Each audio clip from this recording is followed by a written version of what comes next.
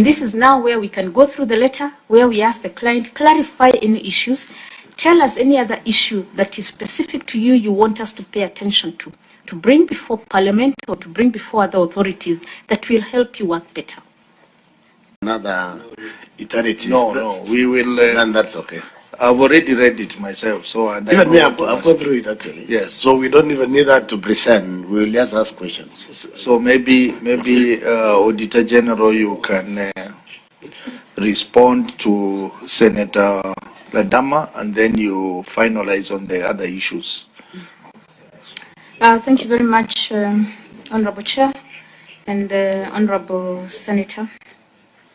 Sorry, Chair, I've just been informed that a representative of National Treasury was here, so when I was talking about TNT, they can comment on the issue of, of capacity building, because that is their role and responsibility within the Public Finance Management Act. But we work very well together because the issues I raise on capacity, on lack of accountability, or financial statements not prepared professionally, they're also able to pick up and work on them.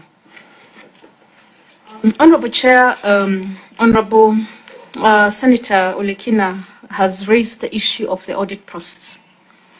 And also the issue of, and I did talk about this, where the client comes, whether governor or chief officer or administrator, and the auditor is on one side and you're there as the arbitrator or the judge, and you're judging based on the report that the auditor has submitted, and the client is also defending themselves.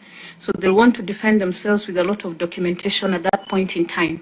And I keep going back to my position that I audit at a certain point in time, and my report is issued at a certain date.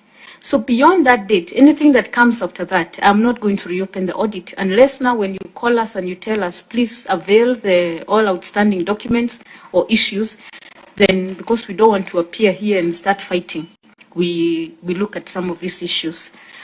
The audit process is clear, and as I indicated earlier, I am also holding high-level meetings. I've even scheduled one for towards the end of this month, where we call all accounting officers, be it PSs, be it chief officers, be it administrators of schools, TVETs, be it CEOs of state corporations, and we go through a sensitization process. And I tell them the audit for 2024 is starting. And I want to comment on what Olekina has said about auditors asking for financial statements early. We do what we call the in-year audits. And sometimes because of budgetary problems, we are doing in-year when the year is almost finished. And this is what we used to refer to as a systems audit or the compliance audit.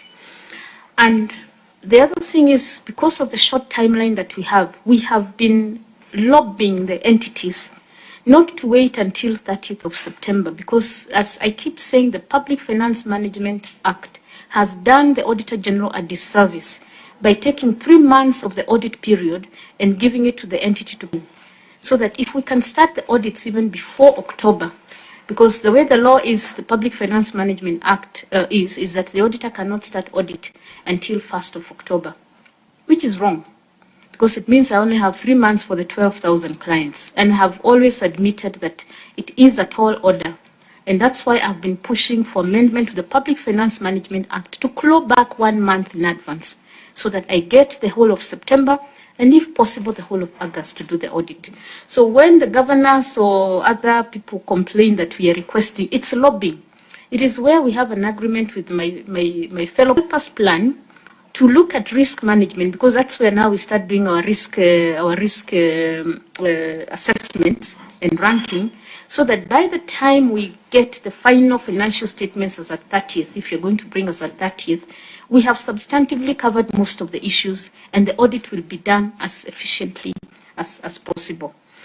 And some entities have been giving us financial statements even by end of July, and we have issued certificates. Some of these state corporations have issued certificates dated July, have issued certificates dated August. But the majority decide that the Public Finance Management Act, the by 30th of September is not by, but it is on. 30th of September. And Honorable Chair, I have to put a team to spend the night there up to midnight. There are people bringing financial statements for audit at 11:30 in the night and saying that they have met the deadline of 30th of September. So maybe those are the ones I will start indicating in my audit reports that they are not cooperating. So the audit process, we start with a letter of understanding. And that letter of understanding explains the process that we shall take and the milestone, and it is attached to it is the documentation required. Of course, we know that if there's clarification during the execution phase, you might ask for another document to support something you initially requested. But it lists, and even if it did not list, an accounting officer knows that their roles and responsibility in their appointment or deployment letter requires that they prepare for audit, and they keep all records that are there. So that letter of understanding now is, after that is when we have the entry meeting. And this is now where we can go through the letter, where we ask the client, clarify any issues, tell us any other issue that is specific to you, you want us to pay attention to bring before Parliament or to bring before other authorities that will help you work better. And if there are other issues that subsequent to the letter of understanding, we discuss. It's almost like, it's an entry meeting, but it's almost like a workshop, because we also take them through the audit process again. And the milestone, we are getting into the field from, the entry meeting is actually the first day of field work. So by tomorrow, now give us the documentation, show us where we are sitting. This should have been done earlier. And we'll be giving you queries as they arise, and you respond. So that is a back and forth phase of the audit. Then we have the exit meeting, clearly documented, that we shall have the exit meeting on this date, and we shall discuss the issues that are still outstanding. They are presented during the exit meeting, and then we issue a management letter. Management letter has all the audit queries, all the issues that need explanation, which now they are given time to respond to. The Public Audit Act says we give them 14 days. But we sometimes lobby because of timeline. If the issues are not significant, if you have this documentation, give us within 7 days so that we finalize and move to the next client. Then from there, those issues are evaluated. And Honorable Chair, we have documentation. Our audit processes have documentation that support those evaluations. And then there is also the internal quality control process. Then now we give a draft audit report. This is not required by law or by standard. It is us as the audit office that have decided, let's give them a preview of what their final report will look like. And if they have any additional information, they give us. And I can as well remove this stage because it delays. And we'll usually give them 7 days, 5 days, 3 days, depending on the issues. That this is how your final report will look like. Do you have any additional information? They do not give us information, or they give us, we evaluate, some issues may be resolved at that stage, we drop the query if we are satisfied, or we retain. So, Honorable Chair, by the time you're getting my final report, the client has been given ample time to respond to the issues. Now, when they decide to come here with cartons of documents, you must ask them, why did you waste the time of the auditor when you are supposed to explain these things? Where are these documents coming from now? And I know you don't hold the hearings a day after I submit my report. It could be 3 months, 6 months, or even sometimes 1 year, depending on whether you have a backlog. So where are all these documents that they are now bringing to you? Just a point of clarification, because I think it's important to be quite clear. Did I hear you say that the time for them to submit additional information is not required by law? Because you said you give them like 7 days for them to be able to clarify issues. Did I hear you say that it's not required by law? Chair, the management letter, the Public Audit Act gives the client 14 days. And we'll usually give 14 days. But sometimes we lobby and agree with the client. Kindly, just respond to us within the 7 days or the 5 days because we have to move to the next client. And there's always agreement, or 2 days. But the draft audit report Indeed, I should not even be issuing a draft audit report. After the ML is a final report according to the standards and the law. But we have put this as part of our communication process and enhancing the relationship with the clients, that please look at your final report. This is how your final report that will go to the public, to Parliament, looks like. Do you have any additional information? Any clarifications? Just so that we are clear, Mr. Chairman, is the draft management letter, which is described in Section 31(4) of the Public Audit Act, the same as the final a preview of the final report that you're saying? No, there's no, the relationship, management letter has all issues. Some will not end up before you. Some could be simple administrative issues, or can you put somebody to do bank reconciliation? Can you maybe improve on this policy? Or can you train? Some will not end up at your purview.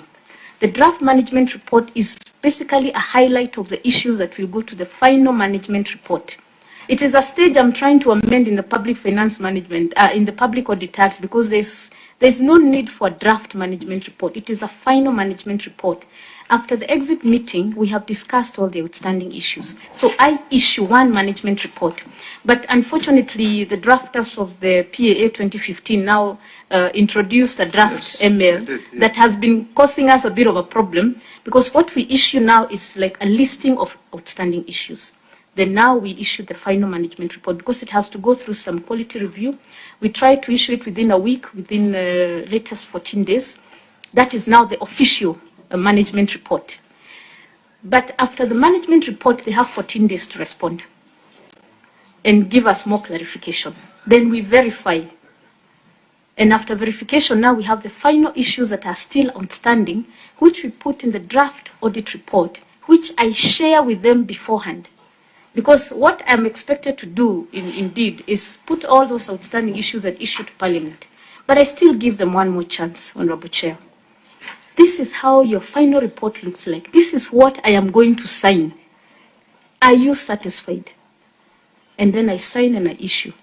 And then 2 months, 3 months, 6 months later, they are coming here saying the auditor, the auditor. And Honorable Chair, that process needs to be well understood by the committee so that you question the client when they come before you.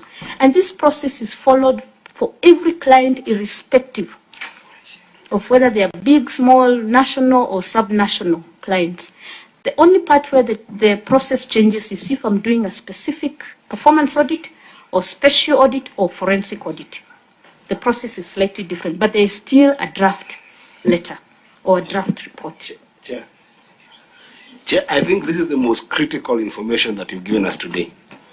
And I don't want to give you more work, because I think that there is excuse for mischief by governors. And I just wanted to ask, this is not work, and I don't want to go into detail, but is there a possibility that in your certificates, you could just give a summary of correspondences in terms of just dates, right?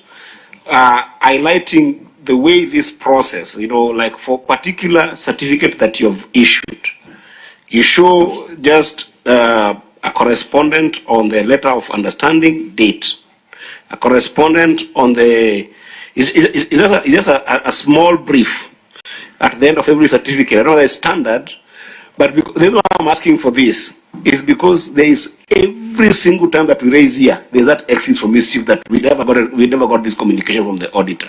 We were never even served with the management letter. We were never even